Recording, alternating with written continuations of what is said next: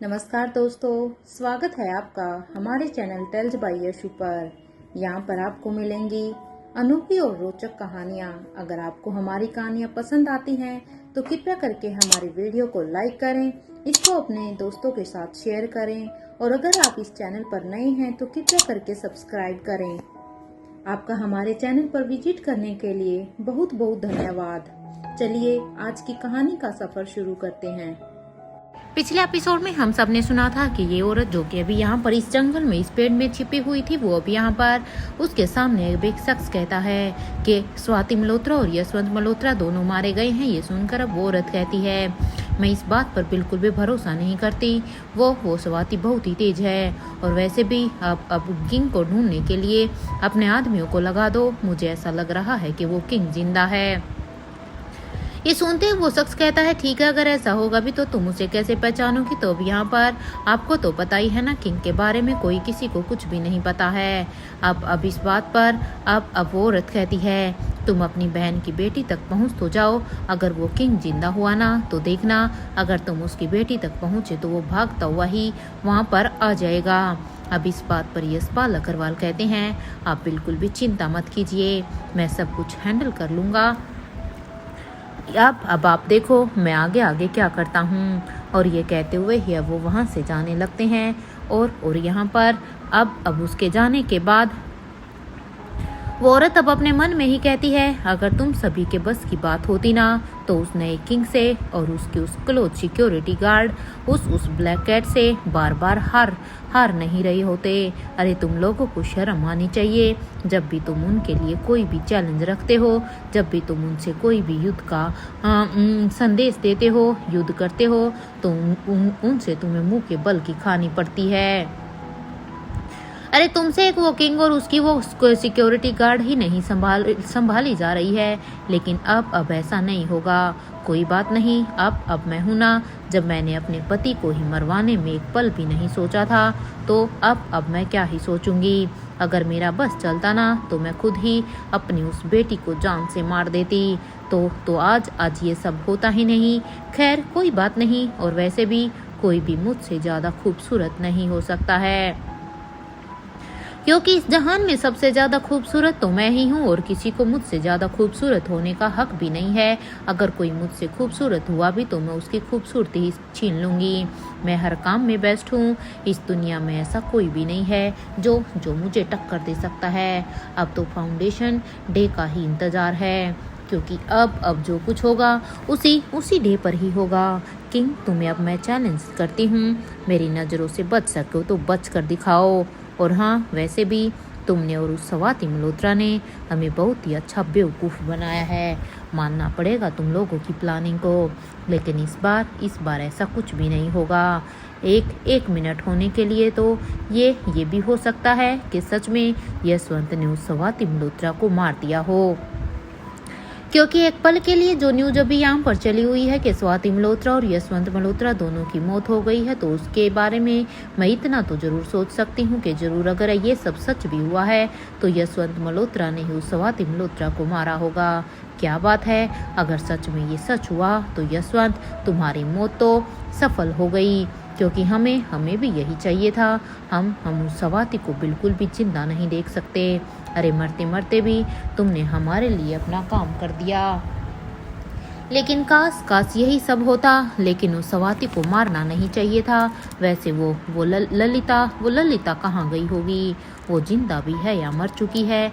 मुझे पूरा यकीन है कि वो उसे ललिता को मैजिकल केमिकल के बारे में सब कुछ पता होगा, क्योंकि एक अवंतिका ने आखिरी बार तो उस ललिता को ही फोन किया था। तो अगर उसने उस समय ललिता को फोन किया है तो जरूर उसने उस केमिकल के बारे में ही उससे हेल्प मांगी होगी। वो यहाँ पर ये ललिता यानी कि पार्वती मल्होत्रा के बारे में ही बात कर रही थी। अब वो यहाँ कहती है तो बस अब मुझे उसके बारे में ही पता लगाना ही होगा। ये औरत अभी इस बात से अनजान थी कि ललिता कोई और नहीं बल्कि पार्वती मल्होत्रा ही थी, जिसने यशवंत मल्होत्रा से शादी की हुई थी। वो यशवंत जो खुद इनके लिए काम करता था, तो इधर दूसरी तरफ पेरिस में यहाँ पर राजमहल में बड़ी रानी इधर अपने फ़ोन पर किसी से बात कर रही थी और अब वो बात करते हुए ही कहती है, ये आप क्या कह रहे हैं? क्या वाकई में स्वाति मल्होत्रा और उनके पापा यानी कि यशवंत मल्होत्रा अब इस दुनिया में नहीं रहे? लेकिन ये सब कैसे हो सकता है? प्लीज़ आप मुझे बताइए कि आप सच कह रहे हैं, क्योंकि मैं तो इस बात पर यकीन ही नहीं कर पा रही। ऐसा हो ही नहीं सकता है। हमारा मतलब है कि वहाँ पर तो सब कुछ ठीक तो था ना। महेंद्र तुम बाद में हम आपसे बाद में बात करते हैं, क्योंकि यहाँ पर ये बड़ी रानी किसी और से नहीं बल्कि महेंद्र से ही बात कर रही थी। महेंद्र ने बड़ी रानी को अब तक यहाँ पर जो कुछ भी घटना घटी उसके बारे में उसे सब कुछ बता दिया था। इधर बड़ी ये कहते हुए ही अब बड़ी रानी यहाँ पर अपने फ़ोन को डिस्कनेक्ट कर देती है और उधर महेंद्र भी अब अपने काम में लग जाता है और अब वो अपने मन में कहती है, ये तो बचपन में जो कहानी सुनी थी वो सच हो गई है। शेर आया। अरे स्वाति मल्होत्रा ने पहले इंडिया में खुद की मौत की खबर फैलाई और उसके बाद यहाँ आने के बाद उन्होंने किंग को जान से मार दिया था। तो वहीं किंग ने भी खुद को बचाने के लिए उनके ऊपर उस समय पर अटैक कर दिया था। अरे उसकी किस्मत अच्छी थी कि उन्हें कुछ हुआ नहीं और उस समय वो बच गई। लेकिन अब देखो अब ये सब क्या हो गया? अरे अब तो उनके खुद के पिता ने ही उन्हें जान से मारने की कोशिश की है। ये सब कुछ स्वाति मल्होत्रा की वजह से हुआ है। अरे जब हमने उस यशवंत मल्होत्रा को मार दिया था तो क्या ज़रूरत थी उन्हें उस इंसान को बचाने की? अरे सच में मुझे नहीं लगता था कि वो स्वाति मल्होत्रा इतनी बेवकूफ़ औरत है। अरे मैं तो तभी भी कह रही थी, लेकिन उस समय मेरी किसी ने भी बात नहीं मानी थी, क्योंकि उस तरफ जब हम वहाँ पर उस फ्लावर आइलैंड पर थे जहाँ पर हम उस गोल्डन फ्लावर को लेने के लिए गए थे, वहाँ पर हमारे सामने मौका था उन सबको ख़त्म करने का। देवराज गुलेरिया, यशवंत मल्होत्रा, इन सब को ख़त्म करने का। लेकिन उन समय इनका यहाँ पर एक पिता का प्यार जाग कर आ गया और उनके बच्चों को भी उसके ऊपर दया आ गई। ये स्वाति ने बहुत ही गलत किया और देखो उसने जो किया और उसके पिता ने उसके साथ क्या किया। अगर वो यशवंत मल्होत्रा उस समय मर चुका होता तो वो स्वाति को कोई भी नुकसान ही नहीं पहुंचा सकता था। शायद वो इसी मकसद से इन लोगों के पास आया था ताकि वो स्वाति को अपने रास्ते से हटा सके। खैर हमें स्वाति की मौत का अफसोस है, इसमें तो कोई दो राय नहीं है। मुझे उसके लिए बुरा लग रहा है कि उसने उस समय बस अपने पापा का प्यार देखकर, अपने पापा को देखकर उसने बस एक बेटी के होने का फ़र्ज़ निभाया है। लेकिन उसके बदले में उस स्वाति को मिला ही क्या है? अरे बरसों पहले उसने जो मौत की खबर फैलाई थी वो झूठी थी, लेकिन देखो आज तो उसके साथ ये सच में हो गया। यहाँ बड़ी रानी इधर स्वाति मल्होत्रा को लेकर अपनी ही सोच में थी और वो भी अभी भी इस बात से अनजान थी कि उनसे थोड़ी दूर पर खड़ी एक औरत उनकी बात को बड़े ही ध्यान से सुन रही थी। बड़ी रानी की इस बात को बड़े ही ध्यान से सुनने के बाद वो औरत अब अपने मन में कहती है, क्या ये सच है? क्या सच में स्वाति मल्होत्रा मर चुकी है, या फिर वो इस बार भी हमें बेवकूफ़ी बना रही है? क्योंकि उस स्वाति का भरोसा बिल्कुल भी नहीं किया जा सकता। अरे जो एक बार अपनी मौत की प्लानिंग बना सकती है तो वो आगे भी तो कर सकती है। अब इस बात का पता लगाना होगा। वैसे मुझे क्या लेना देना है? मैं तो यहाँ पर बस बड़ी रानी को किडनैप करने के लिए ही आई हूँ, क्योंकि मेरा काम बस यहाँ पर इस बड़ी रानी को किडनैप करना है ताकि हम आलिशा को वहाँ तक पहुँचा सके। और इवन बड़ी रानी को ही नहीं बल्कि उनके साथ मुझे इस लतिका को भी किडनैप करना होगा। अब यहाँ की रानी सिर्फ और सिर्फ मैं बनूंगी, क्योंकि ये कोई औरत नहीं बल्कि ये औरत दिव्यांशी ही थी, जो यहाँ पर एक नकाबपोश औरत बनकर आई हुई थी। जो क्योंकि यहाँ पर फाउंडेशन डे के ऊपर जो कुछ भी तैयारियाँ हो रही थी, जिसमें लोगों को बाहर से बुलाया गया था, तो उसमें जिस औरत ने अपने चेहरे को कवर किया था वो औरत कोई और नहीं बल्कि दिव्यांशी ही थी। इसलिए वो यहाँ पर कहती है, अब बस मैं अपने लक्ष्य के बहुत ही नज़दीक हूँ और कोई भी अब नहीं है यहाँ पर जो मेरे इस काम में अपनी टांग अड़ा सके। और वैसे भी इस वक्त ये अकेली है, तो मेरे पास ये एक सबसे अच्छा मौका है। यहाँ तो वो अब किंग भी नहीं है जो कि इस वक्त इस बड़ी रानी को मेरे हाथों से बचा सकता है, क्योंकि इससे अच्छा मौका मुझे शायद फिर दोबारा से मिले या ना मिले। और ये कहते हुए ही अब वो घूंघट वाली औरत यानी दिव्यांशी जब अब यहाँ पर अपने सामने दीवार पर लगी हुई तस्वीर को देखती है तो उसे अब उस तस्वीर को देखने के बाद बड़ा ही अजीब लगता है। और उसे देखकर अब वो अपने मन में कहती है, काफ़ी अच्छा बेवकूफ़ बनाया है तुम्हारे उस बेटे धनंजय ने। ये रेवती अवंतिका की ही बेटी है। अरे मुझे ये बात समझ में नहीं आती कि मैं इतने सालों से इस राजमहल में थी, आखिर ये मेरे हाथों से कैसे बच गई। क्योंकि जिस तस्वीर को वो यहाँ पर अपने सामने देखती है उसे देखकर तो दिव्यांशी को भी लगता है कि सच में बड़ी रानी यानी कि रेवती अब अवंतिका की ही बेटी है। इसलिए वो कहती है, अरे इतने सालों से मेरी आंखों के सामने थी, इसे तो मुझे जान से मार ही देना चाहिए था। कोई बात नहीं, जब वो काम तब नहीं कर पाई थी तो वो काम मैं अब करूँगी। अब मुझे कोई भी से रेवती को मेरे हाथों से नहीं बचा सकता।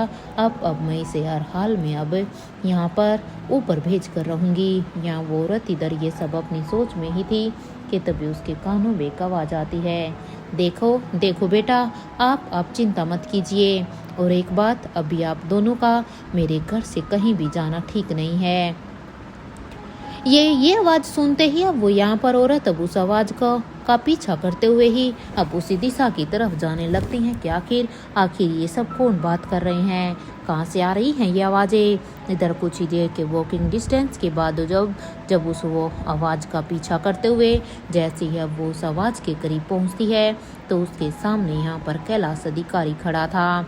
और अब कैलाश अधिकारी की बातों को सुनने के बाद अब वो औरत अब अपने मन में कहती है, इस कैलाश अधिकारी के घर पर कौन है जिसकी ये इतनी चिंता कर रहा है। क्योंकि जहाँ तक मैं जानती हूँ कैलाश अधिकारी तो अपने घर में अकेला ही रहता है, उसका तो यहाँ पर कोई भी नहीं है। लेकिन ये किससे इतने प्यार से बात कर रहा है और उसकी इतनी फिक्र कर रहा है। दाल में जरूर कुछ काला है, मुझे अब पता लगाना ही होगा। और वैसे भी इसकी बेटी और दामाद तो यहाँ से अब जा चुके हैं ना, तो अब ये ऐसा क्यों कह रहा है। कहीं ऐसा तो नहीं कि इसकी भी कोई चाल हो। इसलिए अब मुझे इसके ऊपर भी नज़र रखनी पड़ेगी और सर जी को भी इसके बारे में मुझे इन्फॉर्म करना होगा कि कुछ तो गड़बड़ है। अब हमें और भी सावधानी से काम करना होगा, क्योंकि इस बार हम किसी की भी बातों पर विश्वास नहीं कर सकते। इस बार हमें हर हाल में जीतना ही है। इधर दिव्यांशी की आंखों से अब कोई भी नहीं बच सकता। अब देखना कैलाश अधिकारी तुम भी नहीं। यही सोचकर दिव्यांशी अब वहाँ से फिर से दूसरी तरफ जाने लगती है, क्योंकि उसे भी यहाँ पर बड़ी रानी पर ही अपना फोकस करना था। तो इधर दूसरी तरफ बूढ़े किंग के पैलेस में आज रिया ने यहाँ पर अपना पूरा का पूरा शेड्यूल टाइम पर पूरा कर लिया था। आज उसने यही प्लान किया था कि आज वो ज़्यादा से ज़्यादा सिस्टम पर ही अपना टाइम स्पेंड करेगी। अब यही सब सोचकर अब वो जल्दी से अपने पूरे काम को फिनिश करने के बाद वो भी अपने सिस्टम को ऑन कर देती है। और जैसे ही उसका सिस्टम ऑन होता है तो उसके बाद अब वो अपने गेम के लिंक को ओपन करती है, क्योंकि रिया को जल्द से जल्द अब उस गेम के इल्यूजन को भी ख़त्म करना था। और जैसे ही अब यहाँ पर वो लिंक ओपन होता है तो उसके बाद अब वो उस गेम को खेलने के लिए लग जाती है। इधर रिया को अब इस गेम का इतना एक्सपीरियंस तो हो चुका था कि उसने आधा वक्त में ही उस सुपर विलन को हरा दिया था। अब बारी थी उस सुपर विलन के बनाए गए उस इल्यूजन को डिस्ट्रॉय करने की, क्योंकि रिया को अभी से सुपर विलन को बार बार हराने में बहुत ही मजा आ रहा था, लेकिन वो अभी तक इस इल्यूजन को ही डिस्ट्रॉय नहीं कर पा रही थी। इसलिए रिया अब हर एक पॉइंट को यहाँ पर बड़ी ही बारीकी से समझने की कोशिश कर रही थी कि आखिर हर बार उससे कौन सी गलती हो रही है, ऐसा कौन सा पॉइंट है जो उसकी आंखों से छूट रहा है। यहाँ तक कि उसने अपने 5D आई ग्लासेस को भी पहन लिया था। अब वो इन्हें पहनकर अब अपने कानों में अब अपना हेडफोन लगाकर अब वो लाउड म्यूजिक के साथ अब अपने काम को करने में लगी हुई थी, ताकि किसी भी तरह का कोई भी डिस्टरबेंस उस तक ना पहुंचे। उसे बस अब हर हाल में इस इल्यूजन को ही डिस्ट्रॉय करना था।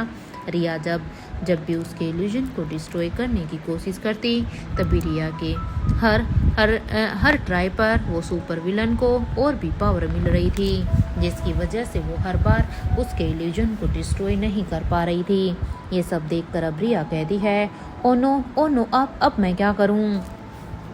अगर ऐसे ही चलता रहा तो इस इल्यूजन को ख़त्म करना तो दूर, ये तो और भी ताकतवर होते जा रहे हैं। अगर ऐसा ही चला तो ये सुपर विलन तो कभी भी नहीं मरेगी। अरे नहीं, मुझे आज भी याद है कि उस भीमेश्वरी गांव में ब्यूटीफुल लेडी ने मुझसे एक बात कही थी। अब मुझे याद है उनकी वो बात। यही सोच कर रिया अब अपनी आंखों को बंद कर लेती है और वो अब उस बात को याद करती है। रिया को जब भी उनकी बात अब यहाँ पर रिया ने जैसे ही अपनी आंखें बंद की तो उसकी बात अब उसके कानों में गूंज रही थी। जब रानी अवंतिका ने उसे कहा था, रिया एक बात हमेशा याद रखना, यूनिवर्स से बड़ा पावरफुल कोई भी नहीं हो सकता है। वो सबसे बड़े हैं। हम इंसान चाहे अच्छे हों या फिर बुरे, हमारी कोई ना कोई तो कमजोरी हमेशा ही रहती है, क्योंकि हर एक इंसान की एक कमजोरी होती है। इस बात को पर अब रिया कहती है, इसका मतलब कि कोई भी विलन पावरफुल नहीं हो सकता है। नहीं, तुम भी पावरफुल नहीं हो। इस बात पर अब इस बात पर अवंतिका कहती है, आपके लिए पावरफुल का क्या मतलब है? आप हमें बताएंगी? तो अब यहाँ पर इस बात पर अब रिया कहती है, मेरे लिए पावरफुल का मतलब है ब्यूटीफुल। जैसे मेरे मोम एंड डैड, वो दोनों ही पावरफुल हैं। रिया की इस बात पर अवंतिका कहती है, आपके मोम एंड डैड की कोई भी वीकनेस नहीं है। क्या तुम ये कहना चाहती हो? इस बात पर अब रिया अपने गाल पर एक उंगली से टैप करते हुए कहती है, मैं जब छोटी थी ना ब्यूटीफुल, तो वो आर्यन को लेकर बहुत ही परेशान रहती थी। और डैड जब मोम का किडनैप हो गया था, वो टाइम डैड के लिए बहुत ही टफ था, क्योंकि उस समय डैड को सच में कुछ भी अच्छा नहीं लगता था।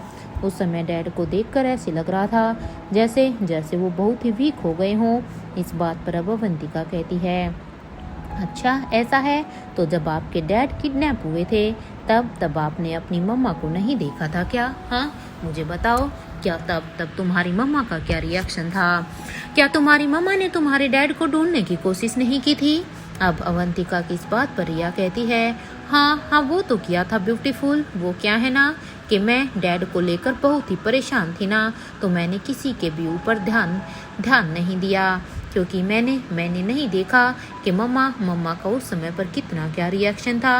अब रिया की इस बात पर अवंतिका कहती है, अपने डैड की प्रिंसेस हो आप। इस बात पर अब रिया कहती है, मैं अपने डैड की ही नहीं ब्यूटीफुल, बल्कि मैं अपनी मम्मा की भी प्रिंसेस हूँ।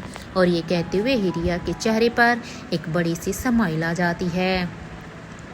उस स्माइल को देखकर अब रानी अवंतिका रिया को एक जोर का हक करती है। तो यहाँ पर रिया अब अपनी आंखों को खोलकर कहती है, ब्यूटीफुल लेडी ने मुझे सब कुछ सिखाया है।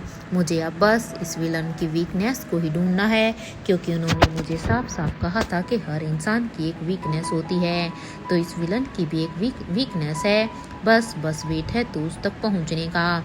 और फिर मैं रिया द बेस्ट इस सुपर विलन को हरा दूंगी, because I am the best. एक काम करती हूँ, मैं भी बड़ी से मिलकर आती हूँ। आई एम श्योर वो मुझे कोई ना कोई तो आइडिया जरूर देंगे, क्योंकि जब भी मैं किसी भी टास्क को पूरा नहीं कर पाती हूँ तो वो बड़ी उस समय हर एक पॉइंट से ही किसी हिंट से ही मेरी मदद कर देते हैं। तो इस बार भी वो मुझे कुछ न कुछ नया बताएंगे।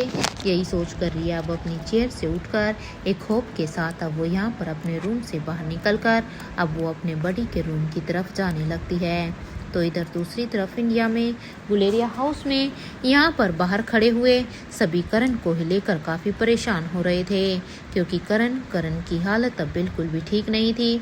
तो वहीं धनंजय पीरामल कहते हैं, रोहित एक काम करते हैं, इस दरवाजे को तोड़ देते हैं। क्योंकि अनीका ने यहाँ पर करण गुलेरिया के दरवाजे पर खड़े होकर बहुत सारी कोशिशें की थी कि उसके पापा इस दरवाजे को खोल दे, लेकिन करण गुलेरिया थे कि वो इस दरवाजे को खोल ही नहीं रहे थे। इधर अनीका को इस तरह से आवाज लगाता हुआ देखकर अब तक सभी जितने भी लोग यहाँ पर हॉल में बैठे हुए थे वो अब तक यहाँ पर वो सभी करण गुलेरिया के रूम के बाहर खड़े थे। उन सब ने भी अपनी भरपूर कोशिश की थी कि करण यहाँ पर दरवाजे को खोले, लेकिन वो दरवाजा ही नहीं खोल रहे थे। इसलिए अब धनंजय ने यहाँ पर रोहित को इस दरवाजे को तोड़ देने के लिए कहता है। तो इधर धनंजय की इस बात पर अब अनीका कहती है, पापा ऐसा कुछ भी करने की जरूरत नहीं है। मुझे पता है कि मैं पापा के रूम में कैसे जा सकती हूँ। मेरे पास एक आइडिया है। और ये कहते हुए अनीका वहाँ से एलिवेटर की तरफ जाने लगती है। तो वहाँ पर अब श्रेया का बार बार फोन बज रहा था। इधर यहाँ पर सिचुएशन इतनी क्रिटिकल हो गई थी कि एक तो करण गुलेरिया यहाँ पर दरवाजा नहीं खोल रहे थे और दूसरी तरफ स्वाति मल्होत्रा की के उसके लिए भी यहाँ पर इतना सब कुछ हो गया था। इसलिए श्रेया अब यहाँ पर इतनी टेंस्ड थी कि वो उसकी सारी ही खुशियाँ एक पल में ही मानो खत्म हो गई थी। वो बार बार यहाँ पर फोन को डिस्कनेक्ट करती जा रही थी। इधर ये सब देखकर अब नंदिनी भाभी कहती है, श्रेया फोन को उठा लो ना, वैसे किसका फोन आ रहा है। नंदिनी की इस बात पर अब श्रेया कहती है, वो भाभी वो ऑर्गेनाइजेशन का फोन आ रहा है। मैंने आपसे उसके बारे में बात की थी ना, लेकिन आप खुद ही बताइए। ऐसे हालात में मुझे डांस कंपटीशन में अभी कोई भी इंटरेस्ट नहीं है, क्योंकि हमारे घर में सिचुएशन की कैसे क्रिटिकल हो गई है। अब तो मेरा मन भी नहीं कर रहा। अब श्रेया की इस बात पर नंदिनी भाभी कहती है, हाँ मैं समझ सकती हूँ श्रेया, और वैसे भी मैंने तो करण अंकल को इस तरह से टूटते हुए तो पहले भी देखा है। वो तो उस समय भी अनीका ही थी जिसकी वजह से करण अंकल ने जीना सीखा था। बस मुझे पूरा भरोसा है कि अनीका इस बार भी सब कुछ ठीक कर देगी। काश सब कुछ पहले की तरह हो जाए। अरे करण अंकल मुश्किल से अपनी लाइफ में अब अपनी खुशियों में वापस आए थे। यहाँ पर ये सभी के मन में करण गुलेरिया के लिए परेशानी साफ साफ दिखाई दे रही थी, क्योंकि सबको साफ साफ पता था कि जब तक यहाँ पर पहले स्वाति के जाने के बाद करण की हालत कैसे हो गई थी। तो वहीं अब दूसरी तरफ अनीका अब करण गुलेरिया के रूम की बालकनी में अब उस रास्ते से आ जाती है। अनीका यहाँ पर बालकनी में पहुँचने के बाद अब यहाँ पर इस स्लाइड को अब साइड में करते हुए ही अब वो यहाँ पर अपने पापा के कमरे में आती है।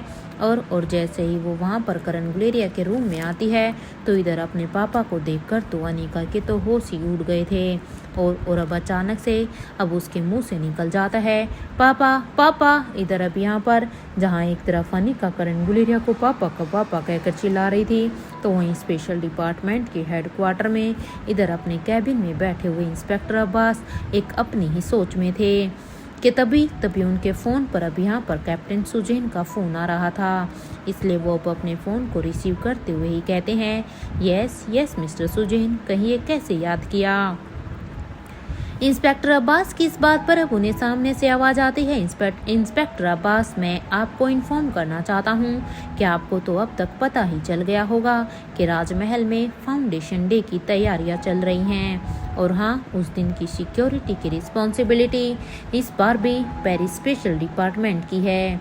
और हाँ, हर बार की तरह इस बार भी इंडिया के स्पेशल डिपार्टमेंट के ऑफिसर हमारी हेल्प करेंगे, क्योंकि इंडिया के स्पेशल ऑफिसर के साथ हमारी एक अच्छी ट्यूनिंग है, उनके साथ हमें काम करना अच्छा लगता है। ये सुनते ही इंस्पेक्टर अब्बास कहते हैं, ठीक है, आप बेफिक्र हो जाइए, हम सभी मिलकर सब कुछ संभाल लेंगे। हम समय से पहले वहाँ पर पहुँच जाएंगे और आपको जिस भी चीज़ की ज़रूरत होगी आप प्लीज़ हमें पहले से ही बता दीजिएगा, ताकि हम वो समय रहते अरेंज कर सकें। इस बात पर अब उन्हें सामने से आवाज़ आती हैं, श्योर। इधर उनसे बात करने के बाद अब इंस्पेक्टर अब्बास अब अपने फ़ोन को डिस्कनेक्ट कर देते हैं। और वो अब फिर से अपनी उसी सोच में थे। वो भी यही सोच रहे थे कि समझ में ही नहीं आता है कि रानी साहिबा के साथ मेरा कौन से कर्मों का हिसाब है जो हर बार मैं उनके सामने आ जाता हूँ। अरे मैं कितनी ही बार कोशिश करता हूँ कि मैं रानी साहिबा के बिल्कुल भी सामने ना जाऊँ। काश उस समय मैंने मिस्टर मारवा की बात को सुनकर मैं उस समय राजमहल में आकाश के साथ वो डील लेकर नहीं गया होता। तो आज ये सब मेरे साथ नहीं हो रहा होता। मैं जितने बार भी उस रानी आलिशा से पीछा छुड़ाने की कोशिश करता हूँ, तब कहीं ना कहीं कुछ ना कुछ ऐसा हो जाता है, चाहे वो इंडिया हो या वो राजमहल हो। मैं हमेशा ही फंसते फंसते बचता हूँ। अब की बार मैं एक काम करता हूँ, मैं अनिका से इस बारे में बात करता हूँ। शायद इस बारे में अब अनिका ही मेरी कोई हेल्प करे, या वो मुझे कोई ऐसा आइडिया दे जिससे या तो मैं आलिशा को सब कुछ सच बता पाऊँ, और अगर मैं उसे सच नहीं बता पाया तो कम से कम मैं बच तो सकता हूँ। एक बार फिर से अब हमें पेरिस जाना होगा, और वो भी राजमहल की सिक्योरिटी के लिए।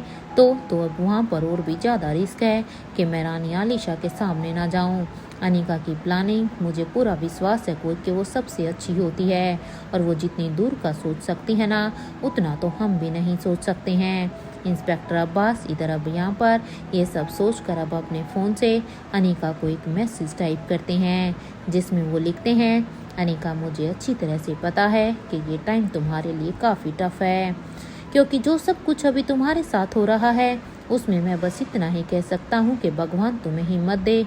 मैं उम्मीद करता हूँ कि तुम अभी खुद को अच्छी तरह से संभाल लोगी। जब तुम्हें सब कुछ सही लगे तो मेरी एक रिक्वेस्ट है अनिका कि तुम अपनी ड्यूटी को ज्वाइन करना। इसे टाइप करने के बाद अब वो इसे यहाँ पर इस मैसेज को अनिका को सेंड कर देते हैं, और फिर से अपनी सोच में थे कि क्या अनिका अब फिर से डिपार्टमेंट को ज्वाइन कर पाएगी। अरे अनिका खुद को कैसे संभाल रही होगी, वो बस अभी यही इमेजिन कर रहे थे, क्योंकि उसे पता था कि अनिका ने अपनी माँ को खोया है, और ये उसके लिए कितना टफ होगा।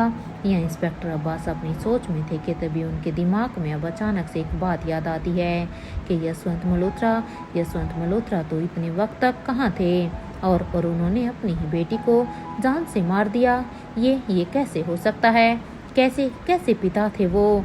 अरे वो इंसान, अरे वो तो पिता कहलाने के लायक भी नहीं था, और जो कुछ भी हुआ है उसे देखकर तो मुझे ऐसा लग रहा है वो इंसान कहलाने के लिए ही लायक नहीं थे। जो पिता अपनी ही बेटी को मार सकता है तो उससे और उम्मीद भी की जा सकती है, और एक वो पिता जिसे खुद उसकी बेटी ने बचाया था, नहीं तो उस बड़ी रानी ने तो कब का इन्हें सवा कर दिया होता। जहाँ इंस्पेक्टर अब्बास इधर अपनी ही सोच में थे, तो वहीं दूसरी तरफ इधर रोहित के विला में आलिशा भी यहाँ पर हॉल में बैठे हुए वो अपने फ़ोन में राजमहल की ही हर एक्टिविटी पर अपनी नज़र बनाए हुए थी कि आखिर राजमहल में क्या कुछ हो रहा है। और अब वो महेंद्र पीरामल अपनी ही इधर पुरानी सोच में एक जगह पर बैठा हुआ था। महेंद्र पीरामल यही सोच रहे थे कि आखिर उस आयशा मारवा ने धनंजय भाई के कजन को क्यों मारा था। वो भी तक इसी ही बात में उलझे हुए थे कि आखिर आयशा के पास ऐसा कौन सा रीज़न था। इतना तो तय है कि ये बात मुझे मेरी माँ से ही पता चलेगी। महेंद्र, अब मेरी माँ ही मुझे सब कुछ सच बता सकती है। इसके लिए मुझे उससे मिलना होगा। महेंद्र पीरामल इधर अपनी ही सोच में थे, क्योंकि वो खुद एक अच्छे एडवोकेट थे, और जब तक वो पूरी तरह से किसी भी बात तक नहीं पहुंच जाते तब तक वो अपने आप को बिल्कुल भी आराम से नहीं बैठने दे सकते थे। तो यहाँ पर जब वो यही सब सोच रहे थे तभी उसके कानों में बालिशा की आवाज़ आती है, मामा जी सुनिए, देखिए, इधर आइए। इधर आलिशा की इस आवाज़ को सुनकर महेंद्र अब अपने सेंस में आते और कहते हैं, हाँ आलिशा, क्या हुआ है आलिशा, सब ठीक तो है ना? इधर महेंद्र की इस बात पर अब आलिशा कहती है, मामा जी आप इधर आइए ना, मुझे आपको कुछ दिखाना है। आलिशा की ये बात सुनते ही महेंद्र पीरामल अब में अपने सिर को हिलाता और अब वो अपनी उस जगह से खड़ा होकर अब यहाँ पर सोफे के पास आ जाता है जहाँ पर आलिशा बैठी हुई थी। अब वो आलिशा के पास बैठ जाता है तो वहीं आलिशा भी अब अपने फ़ोन को अब उन्हें देते हुए ही कहती है, इसे देखिए मामा जी। आलिशा की ये बात सुनते ही महेंद्र पीरामल भी अब आलिशा के हाथ से फ़ोन को अपने हाथ में ले लेते हैं और वो भी यहाँ पर राजमहल की लाइव फुटेज को बड़े ही ध्यान से देखने लगते हैं, जो फुटेज यहाँ पर उसके फ़ोन में चली हुई थी। इधर कुछ देर तक उस फुटेज को देखने के बाद अब महेंद्र कहते हैं, आलिशा ये तो। इधर यहाँ पर महेंद्र ने यही कहा था कि उसकी इस बात पर अब आलिशा अब बीच में ही कहती है, हम भी आपको वही दिखाना चाहते हैं मामा जी। हमें हमें राजमहल के लिए अभी के अभी तुरंत निकलना होगा। आलिशा ये बात यहाँ पर जब महेंद्र पीरामल को कह रही थी तभी उनकी तरफ से ही वहाँ से पास से यहाँ पर राहुल गुजर रहा था, इसलिए राहुल ने आलिशा की इस बात को सुन लिया था। तो अब यहाँ पर ये बात सुनते ही अब राहुल के चेहरे पर एक स्माइल आ जाती है और अब राहुल यहाँ पर कहता है, हाँ बिल्कुल बिल्कुल, आप दोनों को तो यहाँ से जाना ही चाहिए। रानी साहिबा, अपने राजमहल से ज़्यादा वक्त के लिए दूरी आपको शोभा नहीं देती है, क्योंकि आप अपने राजमहल की रानी हैं। वहाँ के कामकाज को आपको संभालना चाहिए, क्योंकि राहुल भी तो यही चाहता था कि उसके धनंजय ताऊ जी ने यहाँ पर जो 2 लोग उसके लिए छोड़ रखे हैं ताकि वो अपने दादाजी को कुछ भी ना करे, तो वो बस इन दोनों को ही यहाँ से भेजना चाहता था। इधर यहाँ पर राहुल की ये बात सुनते ही बालिशा कहती है, हाँ आप बिल्कुल सही कह रहे हैं मामा जी, हमें भी यहाँ से जल्द निकल जाना चाहिए। इस बात पर अब महेंद्र पीरामल कहते हैं, हाँ वो तो ठीक है, लेकिन आलिशा यहाँ से जाने से पहले हमें भाई को भी तो इन्फॉर्म करना होगा ना, क्योंकि उन्होंने कहा था कि हमें यहीं पर ही रहना है। इसलिए आलिशा ऐसा करो, मैं तब तक भाई को इस बात के बारे में इन्फॉर्म कर देता हूँ कि हम अभी राजमहल के लिए निकल रहे हैं, तब तक तुम अभी मारवा हाउस में जाओ और वहाँ पर जाकर अपने बैग को पैक करना शुरू कर दो। महेंद्र की इस बात पर अब आलिशा हाँ में अपने सिर को हिलाती है और वो वहाँ से जाने ही वाली थी कि तभी राहुल अब आलिशा और महेंद्र के पीछे खड़ा होकर अब यहाँ पर डांस कर रहा था। राहुल को इस तरह से डांस करता हुआ देखकर ऐसे लग रहा था कि मानो राहुल की बरसों पुरानी तपस्या अब यहाँ पर पूरी हो गई हो, क्योंकि उसे जिस मौके का इंतजार था वो उसके सामने था। उसे अब वो मौका और बस कुछ ही समय में मिलने वाला था।